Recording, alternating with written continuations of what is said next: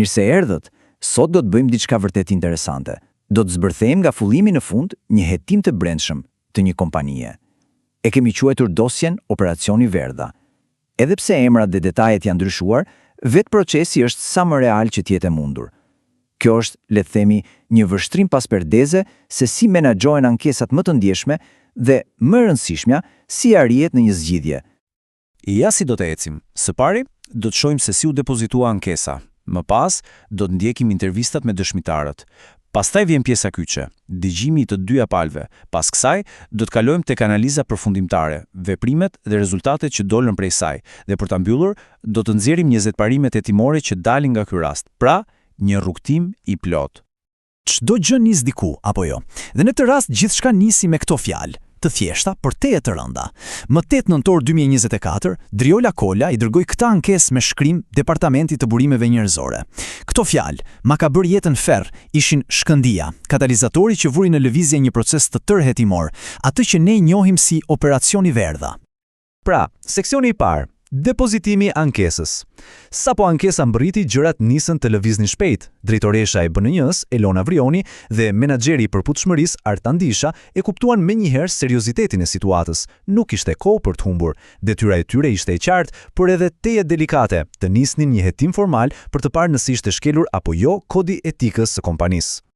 Mirë, përpara se të vazhdojmë, le të njihemi me personazhet kryesore në këtë histori. Kemi sigurisht ankimuesen Driola Kolla, një koordinatore.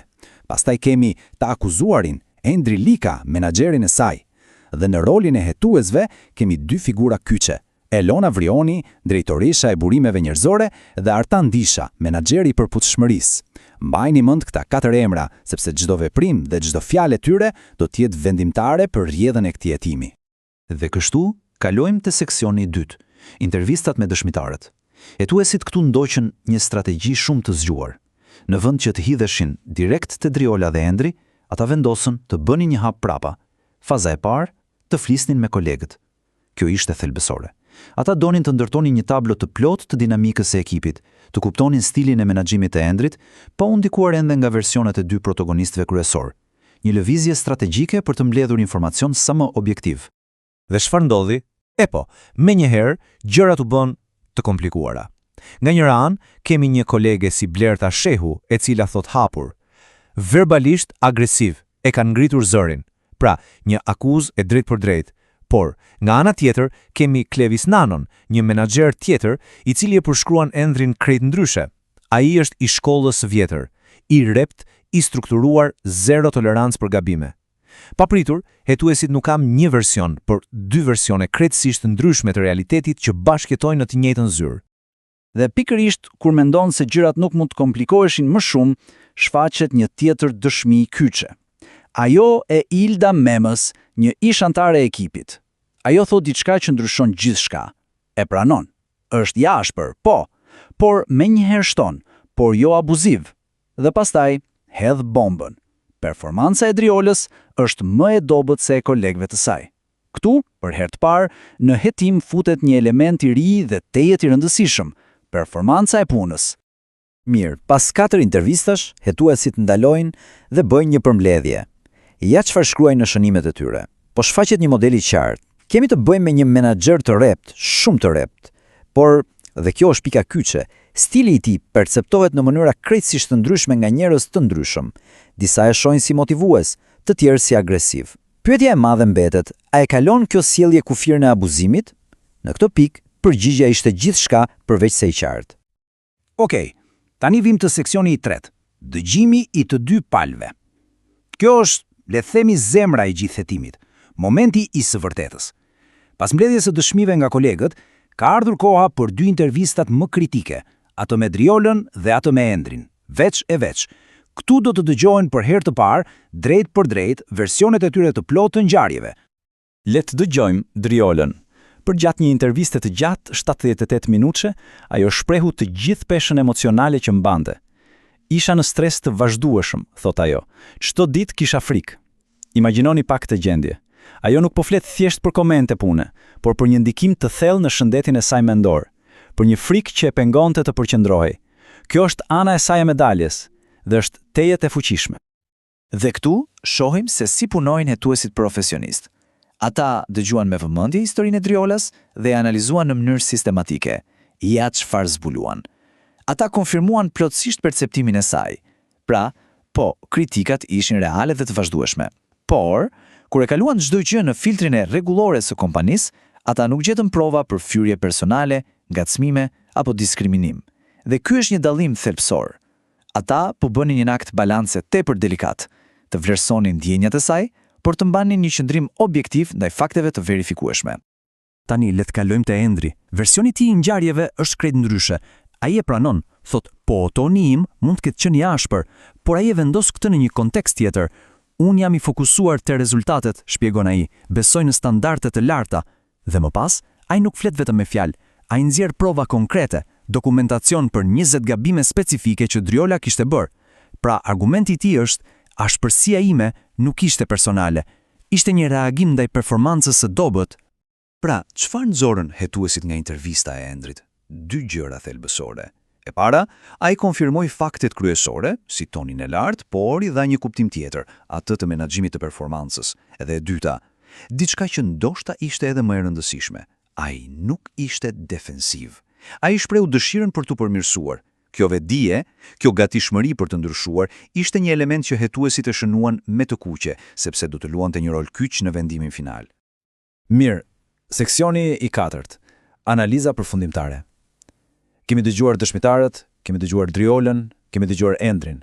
Kemi rrëfime që bien ndesh me njëra tjetrën, kemi emocione, kemi fakte. Tani vjen pyetja e madhe, si bashkon të gjitha këto pjesë të puzzle-it për të arritur në një vendim të drejtë. Le të shohim se si hetuesit e bën pikërisht këtë. Pas gjithë kësaj pune, gjithçka zbret në një pyetje të vetme, por thelbësore. A ishte kjo sjellje abuzim menaxherial? Kjo nuk ishte një pyetje opinioni, ishte një pyetje që kërkonte një përgjigje bazuar në rregulloren e brendshme të kompanisë dhe në provat e mbledhura. Ktu duhej të vendosej vija. Dhe ja verdikti, përgjigja ishte jo. Sipas analizës së tyre, nuk kishte prova për sulme sistematike personale, diskriminim apo armiqësi, pra nuk përmbushej për kufizimi teknik i abuzimit sistematik. Por, nga ana tjetër, përgjigja ishte një po e madhe për diçka tjetër. Kishte prova të qarta për një stil menaxhimi tepër të ashpër, i cili u përplas keqazi me personalitetin dhe vështirësitë në performancë të një punonjëseje. Ata e quajtën mospërputhje menaxheriale. Dhe tani, seksioni 5. Veprimet dhe rezultatet. Kjo është pjesa kur shumë hetime dështojnë, sepse një hetim i mirë nuk mbaron me një verdikt. Kjo është vetëm gjysma e punës. Qëllimi i vërtet është të kalosh nga vendimi te zgjidhja, të marrësh një situatë të thyer dhe ta ndreçësh, duke krijuar një rrugdalje konstruktive për të gjithë. Le të shohim se çfarë ndodhi me Endrin. Plani për të ishte me 4 hapa. Hapi i parë, përgjegjësia, një vërejtje me shkrim për tonin e zërit, e qartë dhe e prerë. Përpastaj vjen pjesa e zhvillimit. Hapi 2, 40 orë trajnimi detyrueshëm për menaxhimin dhe inteligjencën emocionale. Hapi 3, një muaj tër coaching me një ekspert jashtëm dhe hapi 4, një rishikim performance pas 90 ditësh. Vini re balancën, një masë ndërshkuese, por 3 masa zhvillimore. Fokusi ishte te përmirësimi, jo te dënimi. Sigurisht, një plan u hartua edhe për Driolën. Edhe ky ishte i balancuar. Nga njëra anë adresonte problemet e performancës, një plan përmirësimi 60 ditor dhe mentorim nga një menaxher tjetër. Nga ana tjetër, adresoi mirëqenia e saj 5 seanca mbështetjeje psikologjike dhe, më e rëndësishmja, mundësia e një fillimi të ri, transferimin në një departament tjetër nëse plani i performancës do të ishte i suksesshëm. Po, a funksionoi e gjithë kjo? Le të shohim epilogun, 6 muaj më vonë. Rezultatet ishin spektakolare. Endri jo vetëm që e përmirësoi stilin e tij, por u shpall menaxheri vitit për ndryshimin e treguar. Ndërsa Driola, ajo jo vetëm që e kaloi me sukses planin e performancës, por u transferua në një rol të ri ku lulëzoi, duke arritur një nivel performance prej 95%. Ky nuk është thjesht një fund i lumtur. Ky është prova konkrete se kur një hetim fokusohet te zgjidhja, mund të transformojë jo vetëm individët, por gjithë kulturën e një kompanie. Mirë, tani që e pam historinë nga fillimi në fund, le të kalojmë te seksioni i 6, 20 parimet hetimore. Këtu do të distilojmë gjithçka që mësuam nga operacioni Verdha në mësime universale, një lloj manuali praktik që vlen për çdo që përballet me situata të tilla. Nga 20 parimet, Le të ndalemi te disa më thelbësoret. Parimi 1, objektiviteti. Kjo do të thotë të ysh në hetim pa paragjykime. Parimi 3, konteksti. Mos shiko vetëm çfarë ndodhi, por edhe pse. Të kuptosh që toni i Endrit nuk vinte nga armiqësia, por nga presioni. Parimi 7, dokumentimi. Nëse nuk është shkruar, nuk ka ndodhur. Kujtoni ato 20 gabimet e dokumentuara, ato ishin thelbësore. Dhe ndoshta më i rëndësishmi, parimi 19, krijon ndryshim afatgjat. Qëllimi nuk është të mbyllësh një dosje, por të përmirësosh sistemin. Dhe e gjithë kjo filozofi përmblidhet më së miri në këtë reflektim të hetueses kryesore, Elona Vrionit. Hetuesit e mirë nuk kërkojnë fajtor, ata kërkojnë të vërtetën. Ky është ndryshimi thelbësor.